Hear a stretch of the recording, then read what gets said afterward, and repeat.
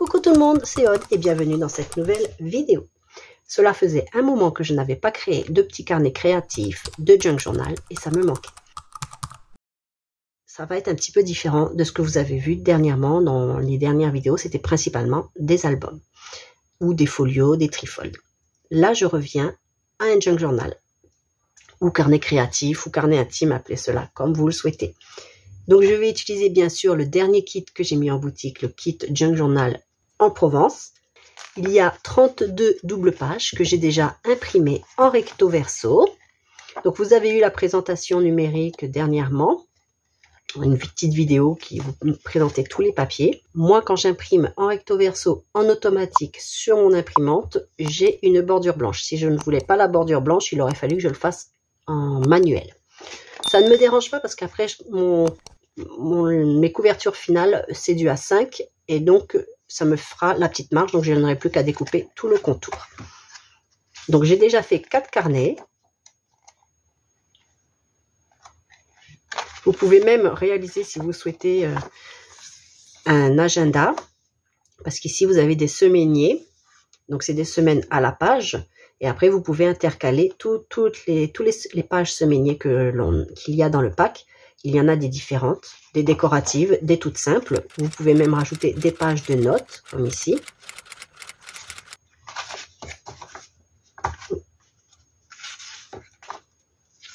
Encore une page de notes, des pages décoratives, comme ici, avec un joli tamponnage.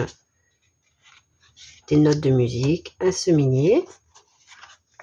Donc moi, j'ai fait un petit mélange de tout pour réaliser mes livrets.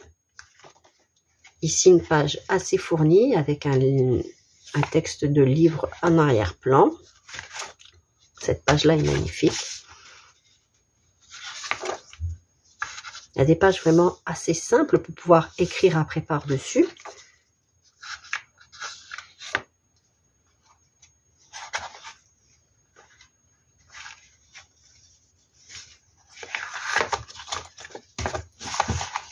J'ai aussi imprimé les papiers dits de collage. Donc, il y en a 6. Et cette fois-ci, j'ai imprimé les papiers de collage sur un 200 grammes. Et mes papiers pour le junk journal ou pour tout ce qui est carnet, agenda et autres, moi, j'aime bien imprimer sur du 110-120 grammes.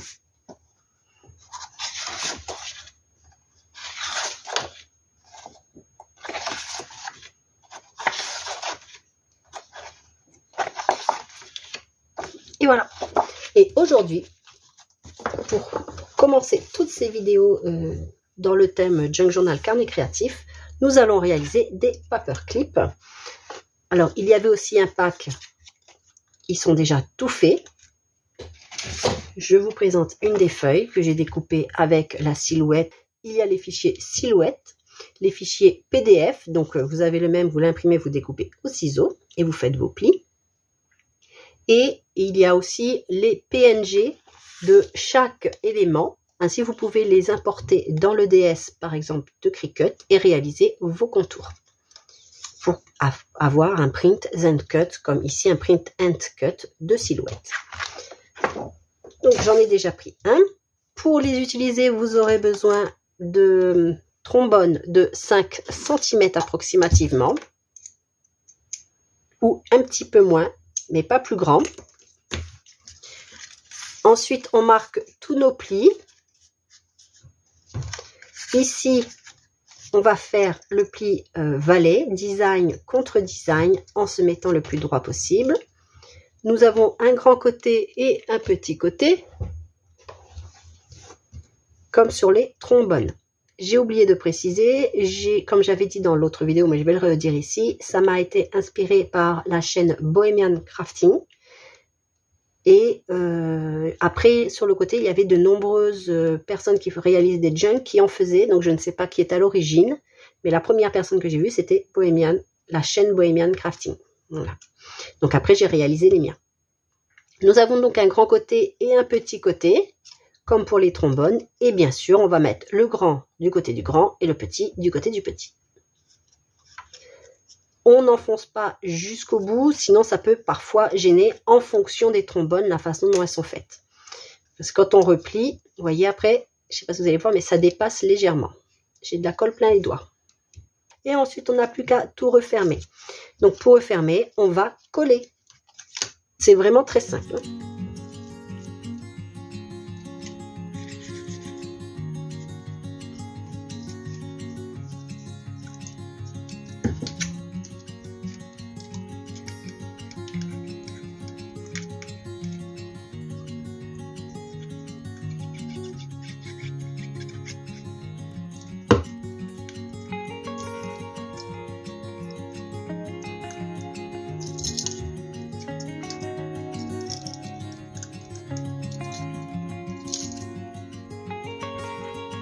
En voici déjà un.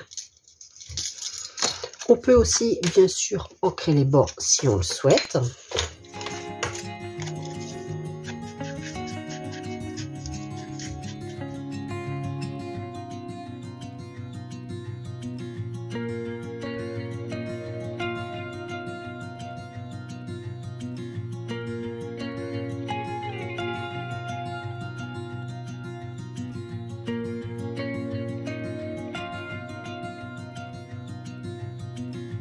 Maintenant, vous pouvez aussi les faire par vous-même. Pour cela, vous pouvez prendre un papier de votre choix. Vous coupez la largeur que vous souhaitez. Alors, vous voyez, vous avez pu voir que sur ce que je vous propose, il y a différentes largeurs, plus ou moins petits, plus ou moins larges. Je crois que j'en avais mis. Voilà, là, par exemple, il y en a un plus petit que cela. Ça va dépendre du style que vous voulez donner. Ensuite, à votre paperclip. Celui-ci est à l'envers, c'était un prototype. C'est pas grave, je veux quand même l'utiliser.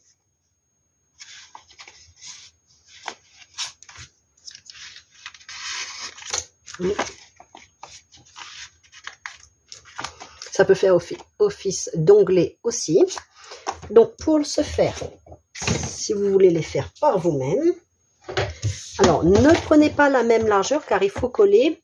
Et vous voyez, plus on colle près, plus on voit à travers, enfin, on devine la forme du trombone en dessous. Quand on prend plus large, ils sont plus ou moins cachés.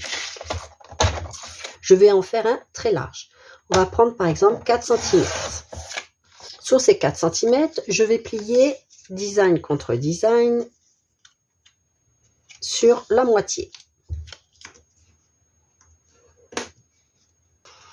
Nous prenons notre trombone et nous la faisons glisser à l'intérieur. Et là, on va venir plier. Alors, moi, je vais faire des marques avec mon crayon. Et je vais pas trop je colle pas trop. Moi, je préfère laisser un pli ici qui correspond au bas et un pli ici qui correspond au bas aussi. Je préfère utiliser ma planche de rainurage pour faire les plis.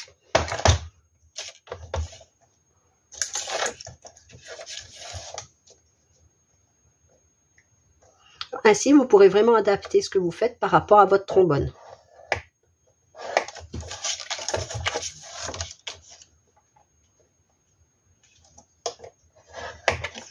On retrouve bien un petit espace, un grand espace qui correspond aux dimensions de notre trombone.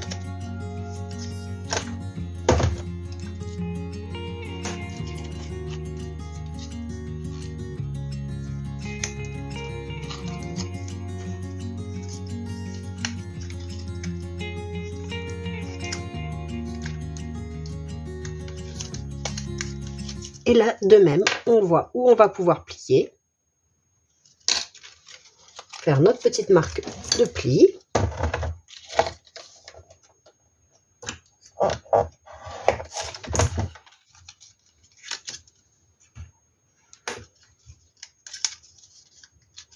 On peut utiliser notre perforatrice de bordure. Alors, je vais enlever ici pour ne pas être gêné. On peut faire que le bas. Moi, j'aime bien aussi faire le haut. Ici, on n'est pas obligé de le faire si on ne veut pas. Là, je ne vais pas le faire, par exemple, juste pour vous montrer. Non, non, je vais le faire. Je préfère le faire quand même. préfère tous ces côtés arrondis, je trouve que ça abîme moins les angles lorsqu'on manipule. Un petit peu d'encre, alors c'est toujours la Versafine Sepia, pardon.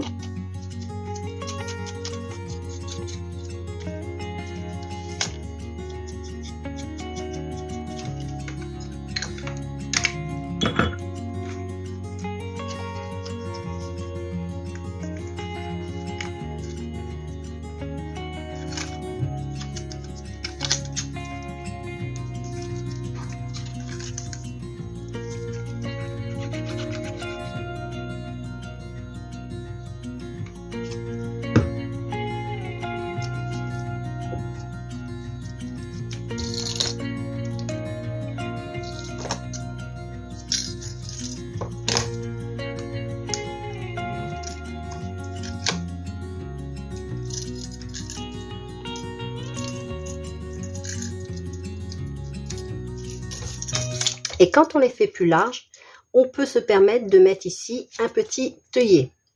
Alors, je vais voir si le gros... Oui, je peux mettre le gros œillet, je pense. Alors, j'attends que ça va coller, que ça colle.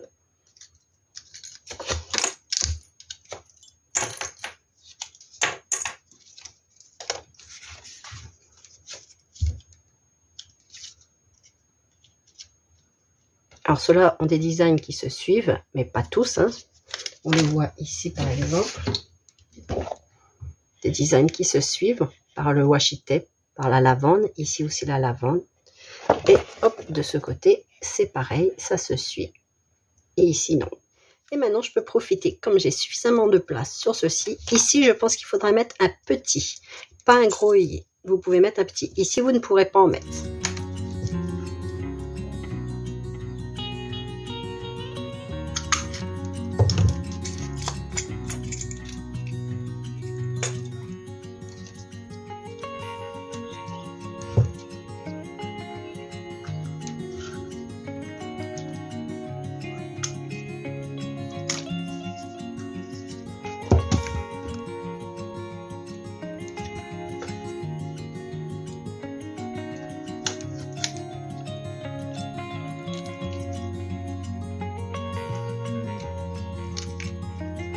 Et voilà, on pourrait mettre ainsi un embellissement pour notre page.